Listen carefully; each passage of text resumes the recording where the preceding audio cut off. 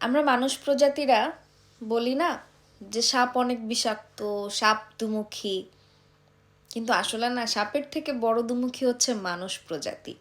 সাপের থেকেও কয়েকশো গুণ বেশি বিষাক্ত হচ্ছে মানুষ।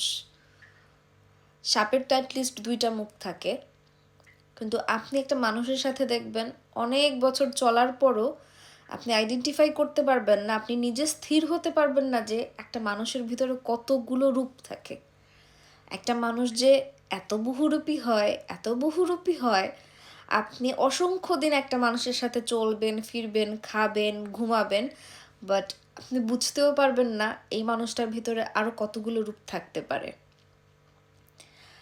ধরেন আপনাকে সে ব্যবহার করবে, তার কাজে কাজে যখন লাগবে সে ব্যবহার করবে, তার স্বার্থে ব্যবহার করবে, তার কাজ উদ্ধার করতে ব্যবহার করবে।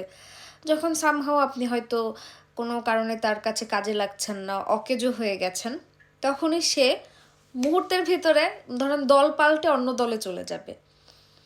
আপনি হয়তো কোনোদিন কল্পনাও করতে পারবেন না যে এই মানুষটা আমাকে ছাড়া চলতে পারে, এই মানুষটা আমাকে ছাড়া বলতে পারে, এই মানুষটা আমার অ্যাবসেন্সে আমাকে নিয়ে কোনো সমালোচনা করতে পারে, বাট করে। এবং কারা করে? কাছের মানুষেরাই করে।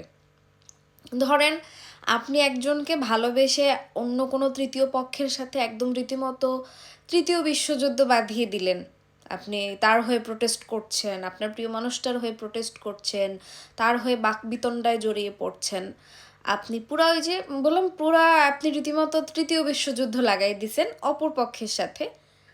কিন্তু হঠাৎ করে কোনো দিন আপনি সাডেনলি রিয়েলাইজ করবেন যে আপনি যার জন্য তৃতীয় পক্ষের সাথে যুদ্ধ করছেন, সে আপনার অ্যাবসেন্টে গিয়ে তাদের সাথে বসে চা খাচ্ছে। সাপের তো অ্যাটলিস্ট একটা আইডেন্টিটি থাকে যে তার দুইটা মুখ, হয় সে এই দিক দিয়ে গ্রাস করবে মানুষকে, নয় সে ওই দিক দিয়ে করবে, তাই না? বাট একটা মানুষের এত মাল্টিপল পার্সোনালিটি থাকে, এত বহুমুখী ব্যক্তিত্ব, আপনি হাজারটা বছর চলেও একটা মানুষকে চিনতে পারবেন না।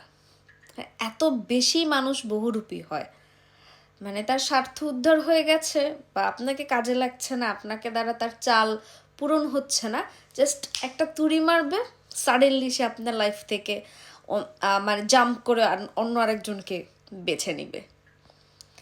আগে না ছোটোবেলায়ও দেখেছি, বড় হয়েও দেখেছি, আগে অনেক বাসায় দেখা যায় যারা কুকুর পালতো বা রাস্তাঘাটে কোনো এরিয়াতে যদি বেশি কুকুরের উৎপাত হয়, ওই সমস্ত এলাকায় বা বাসায় সাইনবোর্ড দেওয়া থাকে, কুকুর হইতে সাবধান।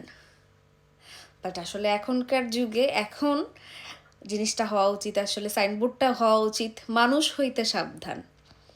মানুষ এত বেশি বহুরূপী, এত বেশি বিষাক্ত, এত চটজলদি সব কিছু পাল্টে ফেলে, বোঝা দেয় আসলে আপনার জন্য কে ভালো কে মন্দ, এটা খুব বোঝা দেয়। তাই মানুষ হইতে সাবধান। টাটা।